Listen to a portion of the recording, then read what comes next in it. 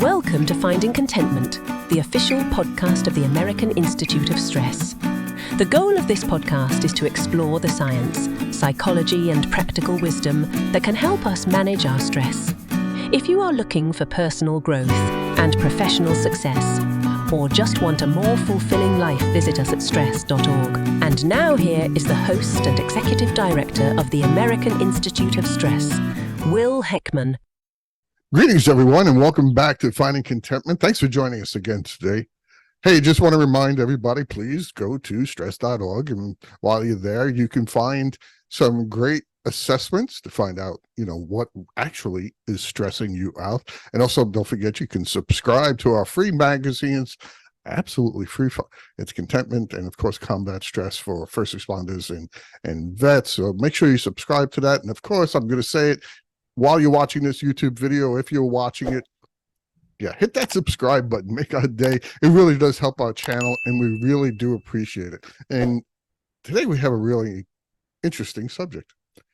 Today we're going to delve into the world of performing and creativity, inspiration, and the unique stressors that artists face. From the relentless pursuit of perfection to the emotional roller coaster fueled by stress and rejection and a lot of self-doubt. And we'll delve into the resilience that helps artists push through the unyielding determination they possess and the unwavering passion that keeps their creative fires burning, even amidst all that stress. So today we invited a very important guest, and his name is Nick Moulton. And Nick is an award-winning actor.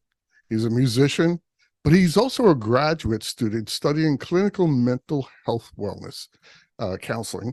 And he's also a mental wellness advocate based out of New York City. He's originally from a military-based family in New England, and Nick has performed internationally and domestically, working predominantly on, theatrical pieces.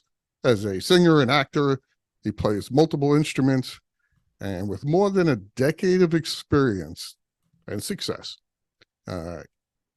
he came to the conclusion that there are unique stressors in the lifestyles that artists endure, and it's relatively unexplored from a clinical standpoint.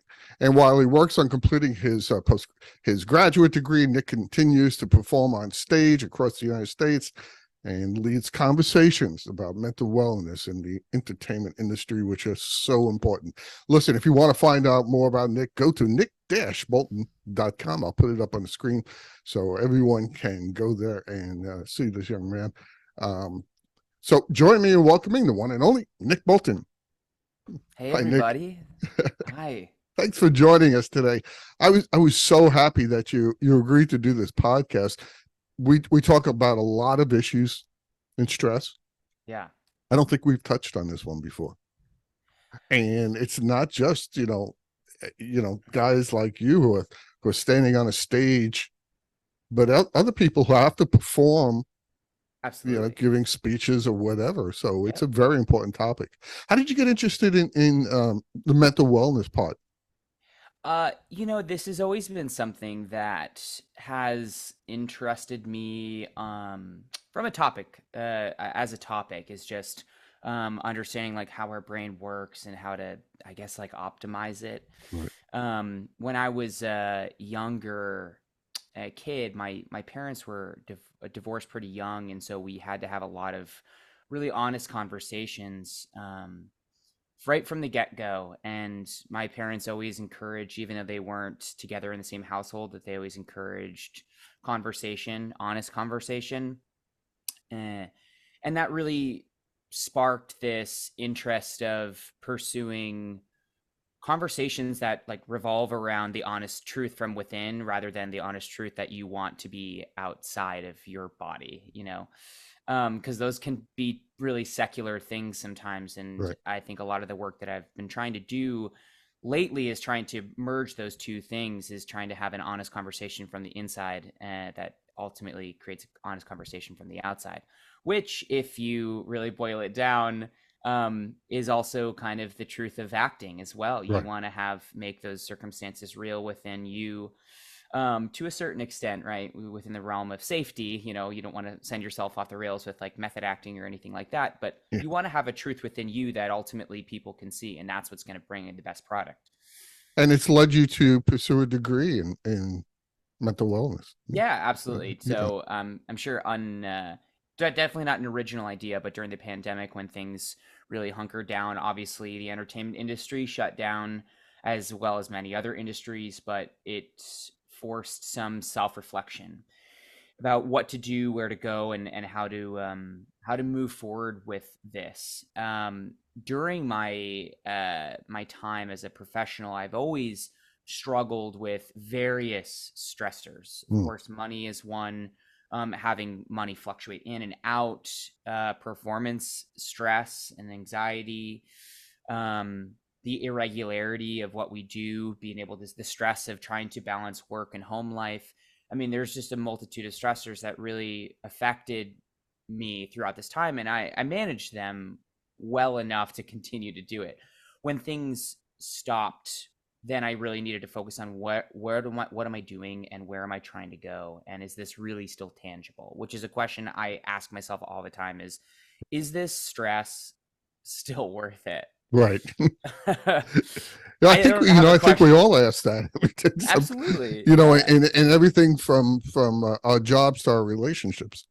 I'm Yeah. just saying, not my relationship. My Right. relationship Right. is perfect. Well, yeah, and you get into So, this thing where you say, "Oh, this industry is so toxic, it's so yeah. challenging." And you could say that about any industry, you just need to be in it in order to say it.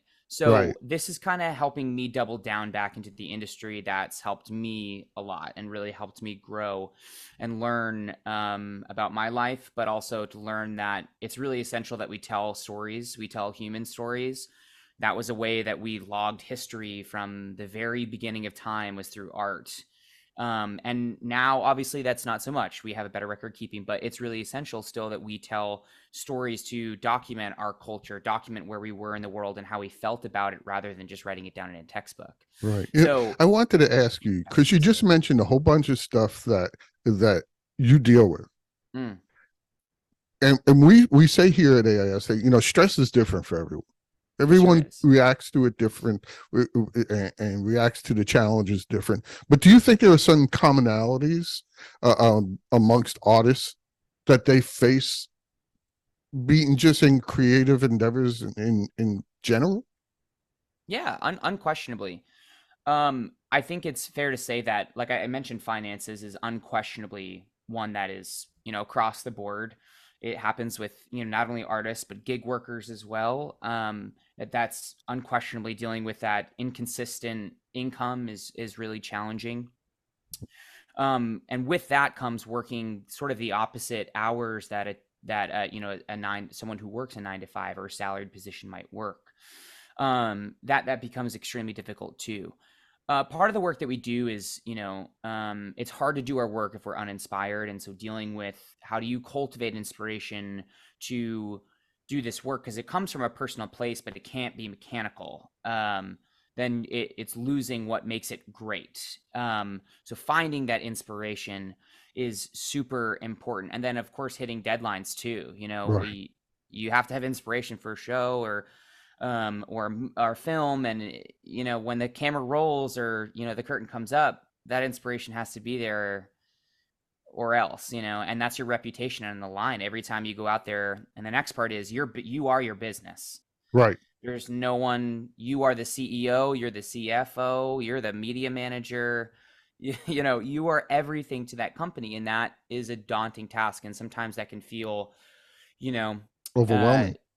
Absolutely. Yeah, Yeah. absolutely. And dealing with those stresses of understanding, how do you do your finances in a way that is going to make it better? How do you run your media pages and websites and, advertising, all of this stuff without having a degree in it? Right. So you Right. have to be this really like multi hyphenate no matter what if you're going to be successful. And it's changed so much. I mentioned to you earlier when Mm, we were that I did some acting as a kid, but right. there was no, social media. Right. I Right. had a headshot, was, and that was it. Yeah. You have to manage a lot of different things these days. The world is much much smaller It than it is. was when I was your age. Yeah. So like you said, you have to have multi-hyphenated positions. Um, and because you have to do all those things, even if you think, hey, I am really good at being an actor and I love what I'm doing, I'm not that great at self-promotion, or I'm not that great at this, or I'm not that. So you have self-doubt in multiple areas. Hmm. That self-doubt has to increase your stress levels. Um, exponentially, to say the least. Yeah, absolutely. It's something that, self doubt is. I mean, if self doubt is on one side of a spectrum, right, and confidence is on the other, I think we like to believe that confidence, which is I think the positive trait, is something that we somehow gain and then we never like we obtain it and then it's ours. I, I found so often that this is the mindset that we pursue. Once I have confidence, everything will be better. Hmm. And I think that's across the board, not just in arts, but I'll root this in the arts. If I have the confidence, then I'll be successful. Then I'll get a Broadway show. Then I'll be number one on the call list for a TV or film spot. Then I'll get the voiceover gig that I've always dreamed of. And that might be true. You might have that for a little bit, but it's going to go away. It comes in seasons and in waves, and it's unquestionable that it will. Right. So I think when trying to interact with self doubt, that's something that I've tried to remind myself is that this is not it. This is not complete. That this is still a journey, and that reminds me to continue to cultivate those scenarios, those things, those tools, those relationships that help me stay on top of self doubt. And so one of those things that I do is try to keep a positive group of people around me, and whether that's the people that I go home to and that I cultivate those those personal relationships with that help me when I'm trying to mull through an idea, or it's those professional relationships that I go and say I want to work with this director again because that was a positive Right. set, that was a positive rehearsal room, and that left me inspired to go do more. They're hard to find, but when you find those, you just don't want those to leave. So really cultivating that group of people who's going to help you lift you up and really augment you is the kind of things that you really need. And outside of that, trusting the work that you've done is super important. And having that positive self-talk. And then on the other side of it, it's just submitting to sometimes that it's okay to like have some self-doubt, and it allows you to be human. And that also can be motivating. I'm listening to you, and I agree with it. You were hitting the nail right on the head. And I'm thinking, wow, what a parallel this is to an athlete. Yeah. Because when I was an athlete and competing, you're feeling really good. You're very, very confident. You're winning and you're winning and you're winning. And along comes some guy that kicks your butt and he wins and you lose. And if you let that self-doubt, oh my God, am I losing myself? Have I lost a step? Have I it can really throw you off your game. Absolutely. So I actually grew up playing sports, Mm. and that's where I actually thought my life was going to go. I was in high school. I was attending private schools to play sports, get scouted, and then go to school for free. I had no Yeah. idea that I was even interested in the arts. I was a musician too, so I had an interest in that, but I didn't know that I was going to go into theater. So I thought I was just going to go play, go to a prep school, New England prep school, play hopefully D1, but like probably D2 or D3 sports, and then have my life set up for me where I didn't have to pay for school. Right. And that was kind of where the idea started to root itself from in pursuing this work, was looking at what does an athlete go through. They go through this performance of you got to hit it, you have to hit the route, you have to make the pass, you have to make the save. And then what do you do to center yourself to actually make that happen? Because you go to practice 5-6 times a week, you're in the gym every day. What does it take to get there? And it's always that mental part that's getting that last hurdle. And it's the hardest part. At the end of the day, we all end up in our own head anyway. Absolutely. Because you made a really good point about having positive people around you. And AIS, we've looked in, obviously, we've look once or twice into the realm of stress. Mm. And one of the things that I have seen is that negative talk is very contagious.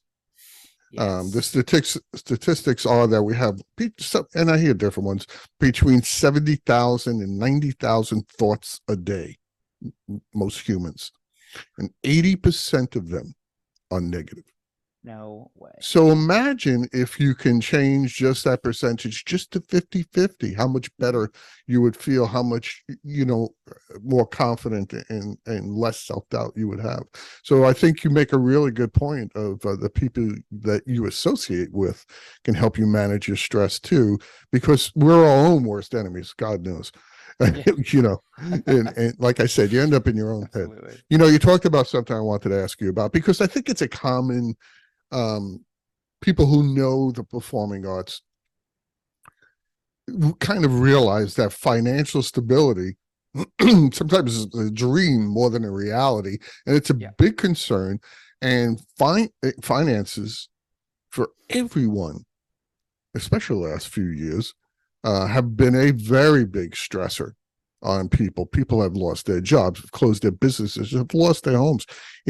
But when you're in a business that even in its best times has a 90 something percent unemployment rate, Hmm. how do you deal with the financial, you know, instability of it all, and balance that with pursuing artistic passion? Yeah, that is really tough. I would say to be the most reductive answer that I could put out is just to kill your darlings. And also an entertainment term. What I mean by that is to say you really have to pick and choose the things that are vitally important to you, and you need to, when money comes in, you have to take it and unquestionably put some away for that like rainy day Right. fund, or when the business takes a turn and they're no longer looking at you this for this 6 month period or whatever that might be. So if entertainment or is your primary income, it's killing those darlings and saying, this is what I need to focus on most, this is where that money needs to allocate to, whether that's rent, whether that's utilities, or that's also saying what is the next thing in my career that I need to reinvest in. Do I need to be back in improv classes?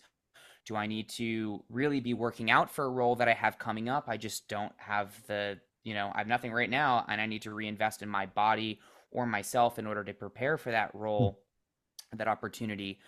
That you really have to focus on those vitally important things. And it's probably only going to be one thing outside of paying your, monthly expenses. What's that one thing that you need to focus on? And that can change, and that should change based on where you are at in your life, where you're at in your career, and where you're trying to go too. That's, I would say, probably the primary thing. The other aspect is to not be so beholden to just being an artist to bring in your income. I think that there's a lot of pride in the line in saying that this is what we want to do. Now, as you started the podcast to say that everyone has their own opinion and perspective on stress, their own experience with it. And it's the same thing with entertainment as well. Of course, that your journey is not going to be like anyone else's. Someone can come straight out of school or not even go to school, go straight to Broadway, go straight to number 3, 2, 1 on the call sheet, and you're set free. You're good. And other people have worked like dogs to get to where they're at. You can't look at other people and say that that's not fair. That's, they did this or that. Your journey is your journey. Stay your lane and start to realize that there's other ways to make money. There's other ways to generate income. As artists, we are extremely adaptive. Right. We are extremely resourceful, and we're used to putting on multiple hats or jumping into somebody else's shoes. The skills that we have and that we are taught are extremely transferable. Does the Part of that, stress from the finance, you think, affect your passion to continue in your art? yeah, absolutely. And I think that's one of the main stressors that artists uh endure, and that causes that question of, should I still be doing this? Because it's difficult to plan for a life, to plan for major assets in your life, having a Right. house, raising a family. It's extremely difficult to wear these like multiple careers on, to say I'm an artist, but I'm also, uh, I'm also a social media manager. I'm also executive assistant. I also own my own business. 'Cause all of these things have their own schedules, and the flexibility or inflexibility of them. It's extremely difficult. So a lot of people eventually get to a place where they say, I need consistency. I need to step out of this business. And that's fair and fine too. There's nothing wrong with that. And I think that's another thing that's often like, I guess, like shamed. Right. It's like, oh, well, I'll be shamed or I'm cast giving out up. of the tribe. Yeah, exactly. If I gave up, and Yeah. that's not what it is. It's not how it should be perceived. I agree. And I, it's like you said, it's very hard to, you go, let's say, pick a typical profession, like you're going Mm, into law or going into to medicine or something like that, sure. or psychology. You can basically make a kind of life plan. A Yeah. lot of people who I know who are in performing arts, you ask them, what do you want to do 10 years from now? It's a difficult question. Yeah. How do you get there? And also, a very good point you made is comparing yourself to another person is very dangerous Yeah. and could cause you Extremely. a lot of anxiety, which is caused by stress, obviously. But Right. that anxiety, oh my God, I came out of acting class with that guy, and I'm seeing him in the movies, and here I am. And Right. sounds like a Right. dangerous road to go down, mentally anyway. Yeah, Um, unquestionably. so what do you do to help manage some of the stress, maybe before a big performance? God, people, you have to realize that people who, I'm actually going to see two Broadway plays in a couple of weeks, and I look up there and I think, oh my God, you have to have a lot of guts to get up there. That's got to be so stressful. Mm. Not only if you blow your own performance, but you can blow somebody else's too. You know, how do you manage that stress? What are some of the things that you do? A lot of people who are listening to this podcast um, find themselves maybe not in that position, but in similar Mm. positions. Yeah, sure. They have to go up and do, I don't know, some stupid PowerPoint in front of a corporate board or something. God knows. I was a teacher, and I've had to I've had to present at conventions to 10,000 people and things like Mm. that. Yep. So it in a way it's similar. What do you do to manage your stress before that? Yeah, it's a great question. And this is probably the question that if that's really spurred me to get into this kind of work, because this is something that I've always struggled with. Um, it's extremely difficult because, so just to talk kind of a little bit about it, the prep of it, I guess, which is going to kind of heighten the answer, so to speak. Obviously, our brains have a different uh, they have a different trajectory than our bodies, and so you have this autonomic stress response when you go into a situation where you have the fight or flight mentality coming into this, that you don't want, it's going to happen, and you do your best not to to engage it, but it's going to engage naturally. So you have this, you start sweating, your heart starts pounding. And then obviously when you're trying to do such a highly technical thing like dance or sing or drop yourself into an extremely vulnerable state, it's kind of the opposite of what your body is trying to allow you to do. So some of those things that I'll do are to just reconnect my body. I'll do some breathing, some meditation, just to center myself and remind myself of where I am, and to remind myself that I have spent thousands and thousands and thousands of hours training to be in this moment. Right. That eventually your body is going to deceive you, and that you need to trust the work that you've done. And so I actually asked this to a lot of people, a lot of my friends who are in the industry on both sides of the stage, in front of the stage and behind the stage. My partner is actually a wig supervisor for a Broadway show, and she still deals with the same kind of stressors. Is how do Mhm. you hit when you need to hit? And it's trusting the work, period. Okay. It's Let's trusting that you have prepared as best as you possibly can, and to give up any of those notions that you might fail. In the same way that you were talking about positive self-talk, you have to quiet those and say that I trust the work. What's the mhm. best possible outcome? Let's ride with that. And know that failure is an option, but hopefully it's not, you know? But you know what? Hey, all of you out there who are watching and who've been listening to this podcast, how many times has a guest like Nick said to you, I do some breathing, I do some meditation? Guys, how many times do we have to say it? Breathing is like one of the top things you can do to help calm that fight or flight feeling that you have. And doing meditation. Here's a young man who does meditation. Mm. It's got to tell you something. It's been going on for 5,000 years. So I've become an advocate of breathing techniques. Never did it before. I got involved in this. You do it as an athlete for different reasons to get that oxygen going and stuff like that. But to calm your stress down and to do meditation and things like that never occurred to me. Guys my age, what meditation? I'll fall asleep. You know you won't. If you do, so what? Right. But you probably were tired and needed to sleep. It's Right. okay. But you hit. I love that you said what you do before performance Yeah. is adjust the physicality of your body. You know, Yeah. you calm Absolutely. that breathing and your heart rate and things like that. Yeah, I think also keeping your expectation low of what that's going to do, I think is also really important. I think that we approach it with a mindset that there is a solution. If I have a headache, I'll take ibuprofen and it'll Mhm. go away. In this scenario, if I'm stressed and my body's having that autonomic response, if I breathe, it'll go away. It's not the case. Yeah, We have to count the metrics of understanding that that's a spectrum of change, right? And so if I right, start to do that breathing, just how much more connected am I going to be? Shoot for 10%. right. And Yes, now good you point. change that to saying it's success or fail. And you're probably going to fail because you're not going to return to a normal state because you're not in a normal environment, and you're not under a normal stressors. You can't have that expectation. You have to set a more realistic expectation of saying, I just want to shoot for 10% better. Right. That's it. And go But from there. And that will put you in a more positive space. and you know what? You bring up a very good point.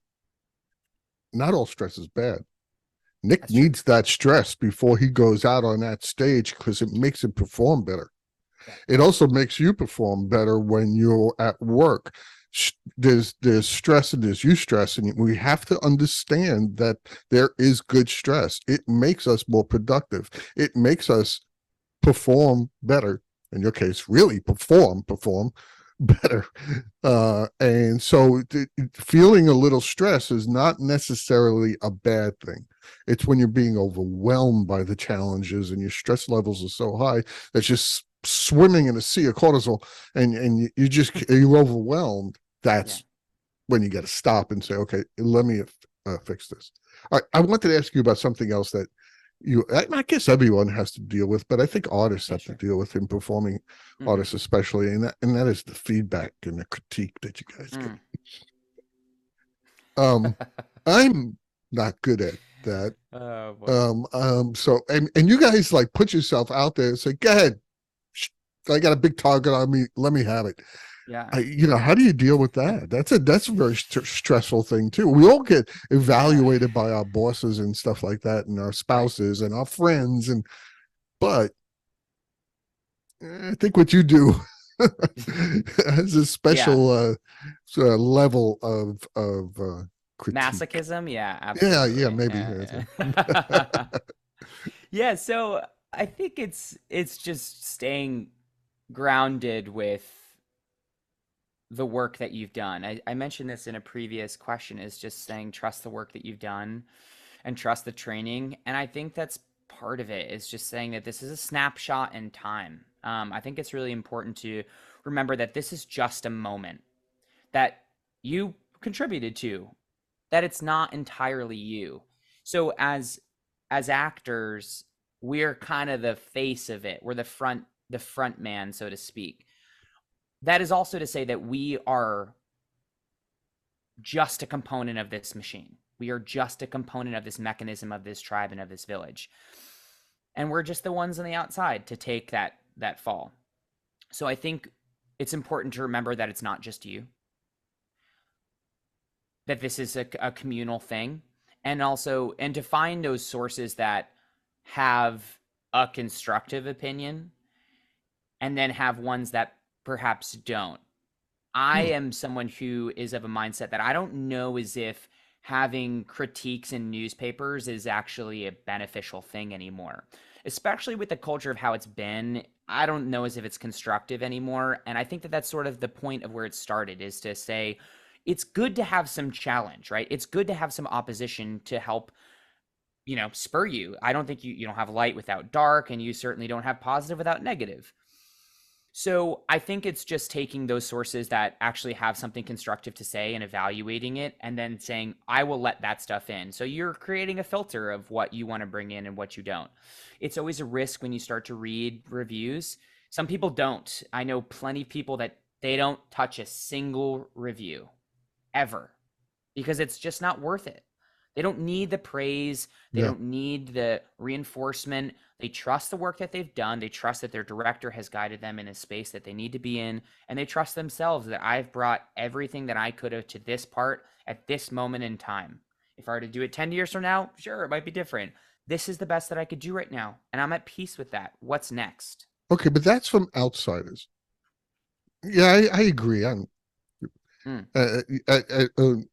my life, when I was probably younger than you, I was a police officer and in NYPD, and I've been on scenes of events. Let's call them events, and read about them the next day. And God hold me, the New York Post, and we go, wait a second, that's not what happened at all.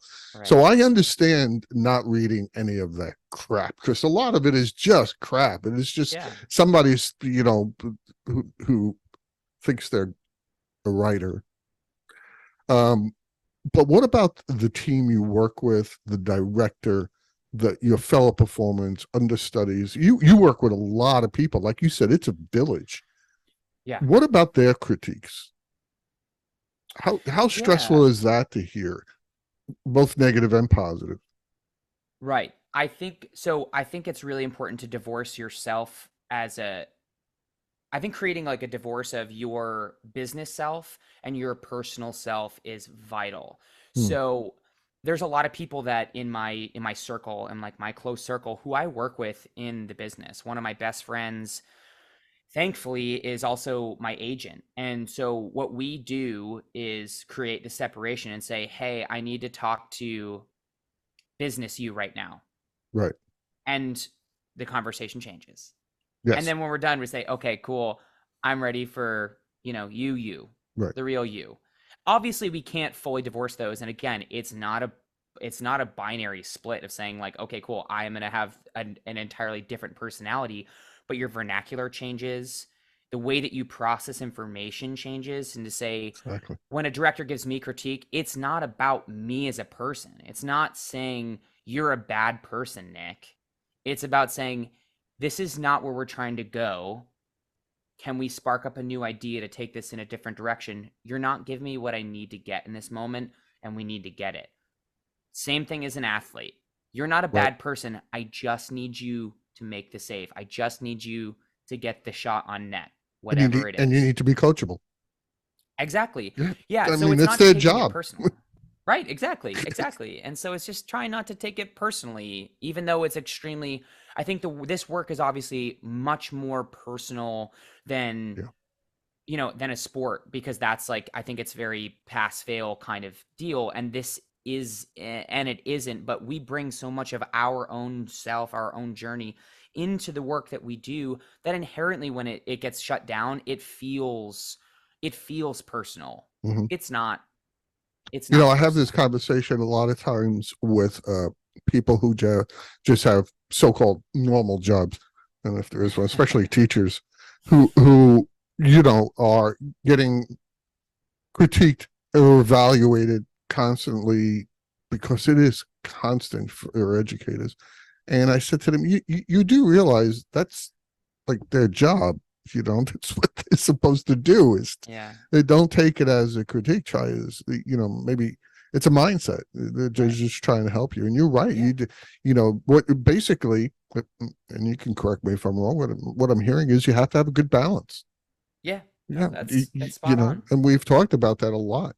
Um, does your does your perception of your personal value and self-worth evolve through your artistic career, especially when you face Mhm. both setbacks and successes, and so it's such a roller coaster for you. A guy that goes, or a woman that goes into a job every day, and most of the time they know what to expect. You kind of know what to expect, but there are successes and failures, and it's ongoing. To me, that sounds stressful. I'm just saying. Yeah, to say the least. To say the least. It definitely Does it is. Like, does it affect your self image or your self worth? And I know that's a oh yeah. problem for people. Yeah, no, it unquestionably is. I think I mean I certainly know. Let me correct myself. I know that it does have there is investment in self-worth and personal value and the work that we did. Like I said, the work that we do has so much of us put into it, and that is like you can't divorce that. Those two things. Your Right. journey is going to tell everything, is always going to be a part of the work that you do as an artist. It is unquestionable. So, yeah, how that perception I think has changed for me as I've grown older, and again, I've been in this industry for well over a decade now in multiple facets. That it's I think the way I keep myself grounded is to go back and actually start at the beginning. I'll say this: begin at the beginning, and if I'm having a tough moment, I will go back to where I first started, and where this like the inauguration of this journey, this career has started, and I look at where I was, what I was able to do, what I wasn't able to do, the kind of person that I was, and I will just kind of replay the whole journey from start to Right. finish, like quickly. Like we think about the end of our lives. Like we're like, do I see my whole life flash before my eyes? I try to do that with my career just to really see how far that journey is, because from the day to day, you don't feel it. Hmm. You'll probably feel the lows more than you'll feel the highs, honestly. But It's human. yeah, exactly. Mm. But when you start from where you really started this, where have you come from? How far have you made it? Then it starts to put it into a more realistic perspective to say, And I've climbed a hell of a mountain, that's and this is important. where I'm at. That's important. And the reason I'm saying it's important, because there's a lot of people out there who have faced setbacks and whatever they do. Mm, And sometimes they feel they can never get out of it. yep. And those stressors that they're feeling, we know, and certainly could lead to anxiety, can lead to Yeah. depression, can lead to diagnosable problems. Mm, And that's why we talk about stress so often to be managed, because if it's not managed, it can lead to those things. And that's the yeah. thing we're trying to fight, just, if nothing else, just by education, and having guys Yeah. like you come on and tell us, yeah, there's stuff you can do. Yeah. Absolutely. I've always lived my life in a like trying to see the glass half full. Hmm. Um, well, my dad might say the glass is at 50%. It's neither half full nor half empty. There you go. I've tried to, yeah, and I think that's a beautiful thing to look at is just perspective. Is Right. how you're going to look at a situation and make it what you want of it. Because sometimes it's not a good thing. I think that sometimes you need to realize that, hey, that really sucked, and it's okay that that sucked. Has there been a And time? in your career where you were really down and had to bounce back from it? Yeah, yeah, absolutely. Can you share that with us, or if it's not too personal? Yeah, sure. I mean, well, I think part of the work that we're doing is being vulnerable and sharing that, especially as a man. It's something that I really like. I've been trying to encourage these kind of conversations. So I'm glad you're asking that question. Um, there's been multiple times where that's happened. I've been really fortunate enough to set a goal that was obtainable and that allowed me to grow that goal. So I think the difficult times that I've experienced are more snapshots Mhm. and than really like major things. So I think to answer your question, I haven't had any really, really major like pitfalls because I've always done my best to take that moment and pivot it to something that's tangible and workable.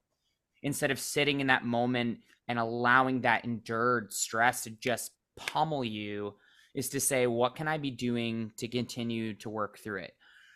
There's unquestionably times where I've been in for 20, 30 auditions, and I have absolutely killed those auditions, and I'm just not the right fit.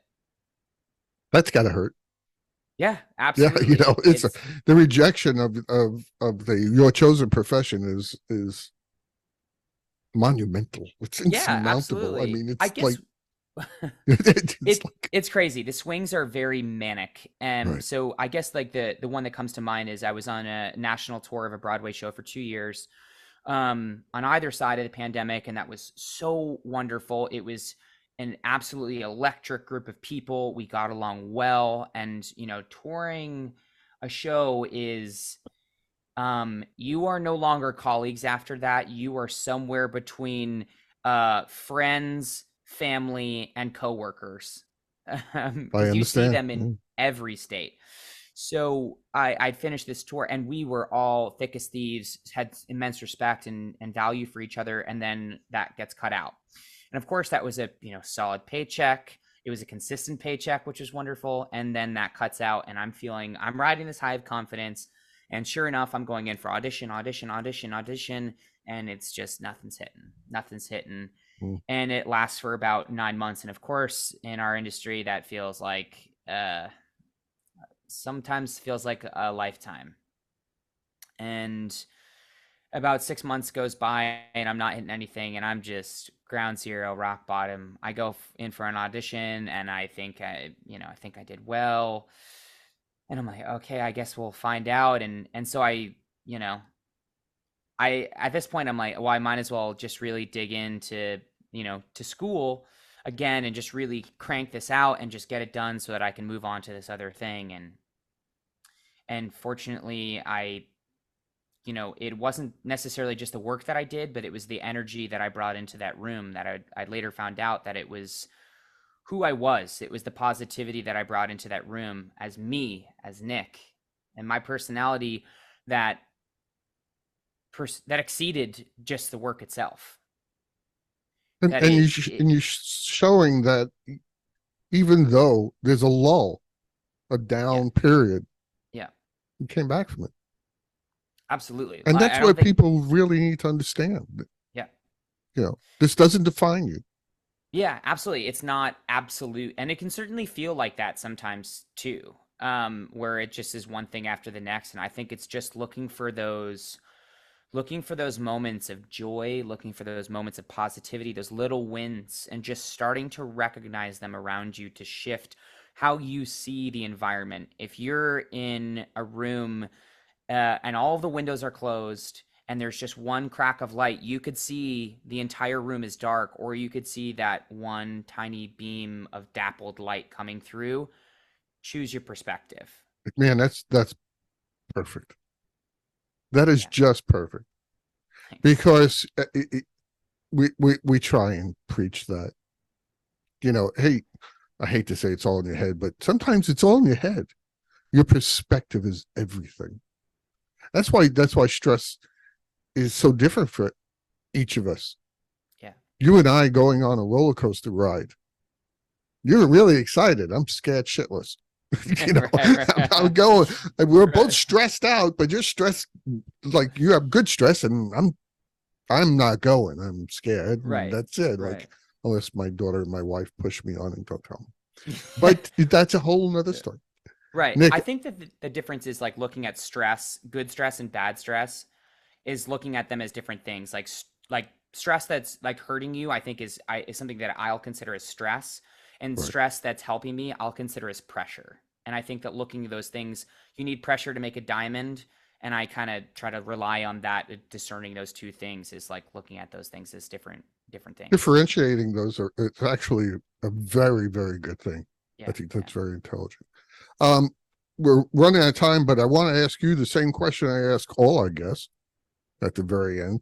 And you told us a little bit about it anyway, but pick something else. I want to know how you personally, not just before you get on stage or anything, just in life in general, and you're feeling that stress come on, it's been one of those days. What do you do to help alleviate that stress? What does Nick do? Not Nick the performer, but what does Nick do? Yeah. I changed my perspective. I think I try to look at it from another perspective, and just try to change my, like, literally change my perspective on it and shift where I'm at in my mindset, and saying, if I'm looking at this from this part of my brain and saying, man, this is really tough today, I will try to just take a step beside it and go through it. I'll even sometimes change my physical paths or patterns in order to change it, and to say, is this my mind telling me that it's one thing, or is this actually just a really hard day? Is this actually just a really stressful moment? That's awesome. That's a great answer. I agree with that, because sometimes I'll say, okay, is this going to matter a year from now? Yeah, right. If it's not, the hell. Yeah, absolutely. You know, yeah, absolutely. but I'm a lot older than you. And so, hey, I'm saving these years. I'm not going to mess up my day, because. So that's a great answer, Nick. I want to thank you so much. What are you doing now? What are you performing now? I know you were doing Jersey Boys. Are you still doing that? Yeah, no. So Jersey Boys was a flash in the pan. Oh God, so I we love actually that show connected too. in Fort Worth, Texas. Right. I was doing a show down there called Jersey Boys about the Four Seasons, and I you'd grew see up the with them. show. They're amazing, transcend. Amazing. Well, I'm working on another show that also is based in a musical artist that transcends our generation. I'm doing a beautiful the Carole King musical right now in Raleigh, North Carolina. So we actually open the show tonight. It is opening night, so this is Good really luck, or special. break a leg. Thank you, Whichever thank you. Yeah, this is a really special, like, kind of landmark to be able to, like, have this conversation, do two things that really matter a lot to me. So I'm doing that. I'm producing my own music. I'm creative directing an app with my voice teacher to help make premier voice lessons accessible, and I'm still cranking along this graduate degree and this graduate program. Well, good luck with that. I'm very looking forward to Sunday to speaking to Dr. Nick Moulton. Yeah, and having him as not only as on our podcast, but maybe as a writer on for the American Institute of Stress. Nick, thanks so much for joining us. I appreciate it. Such a pleasure and a privilege. Thank you so much. It was great talking to you. We learned a lot, and I want to thank everybody else for joining us today.